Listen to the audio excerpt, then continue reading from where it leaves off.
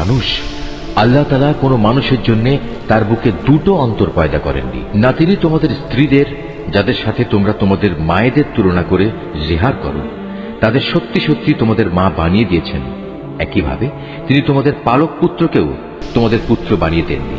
আসলে তোমাদের এগুলো হচ্ছে নিছক তোমাদের মুখেরই কথা। সত্য কথা তো আল্লাহ তাআলাই বলেন এবং তিনি তোমাদের পথ প্রদর্শন করেন। হে ঈমানদাররা, তোমরা তাদের পালক পুত্রদের আসল পিতার পরিচয়ই ডাকো, এটাই আল্লাহ তাআলার দৃষ্টিতে অধিক ন্যায়সঙ্গত। যদি তোমরা তাদের পিতা কারা সে পরিচয় না জানো, তাহলে তাদের মনে করতে হবে তারা তোমাদের দ্বীনী ভাই ও বন্ধু। এ ব্যাপারে আগে যদি তোমাদের কোনো ভুল হয়ে থাকে, তাহলে তাতে তোমাদের জন্য কোনো গুনাহ নেই। তবে যদি কেউ ইচ্ছা করে এমন কিছু করে, তাহলে সে গুনাহগার হবে। নিঃসন্দেহে আল্লাহ তাআলা পরম ক্ষমাশীল ও দয়ালু।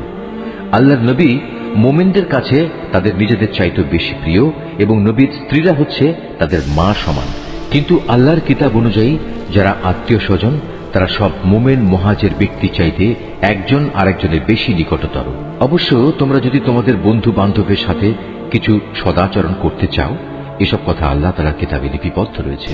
হে নবী, স্মরণ করো যখন আমি নবী রাসূলদের কাছ থেকে আমার বিধান পৌঁছে দেওয়ার প্রতিশ্রুতি নিয়েছিলাম তোমার কাছ থেকে, নূহ, ইব্রাহিম, মূসা এবং মারিয়াম পুত্র ঈসার কাছ থেকেও।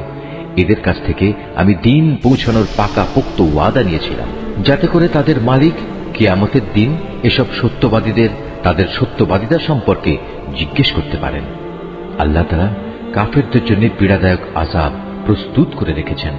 হে মানুষ, তোমরা যারা ঈমান এনেছ, তোমরা নিজেদের উপর আল্লাহ তাআলার সে অনুগ্রহের কথা স্মরণ করো, যখন শত্রু সৈন্য তোমাদের উপর ঝাঁপিয়ে পড়ছিল, অতঃপর আমি তাদের উপর এক প্রচন্ড হাওয়া প্রেরণ করেছি এবং তাদের কাছে পাঠিয়েছি এমন সব সৈন্য যাদের তোমরা দেখতে পাওনি।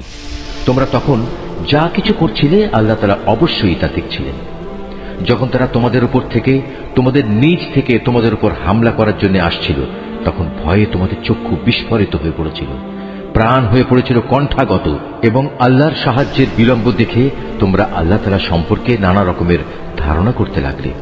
সে বিশেষ সময়ে ঈমানদাররা চরমভাবে পরীক্ষিত এবং তারা মারাত্মকভাবে কম্পিত হয়ে পড়েছিল।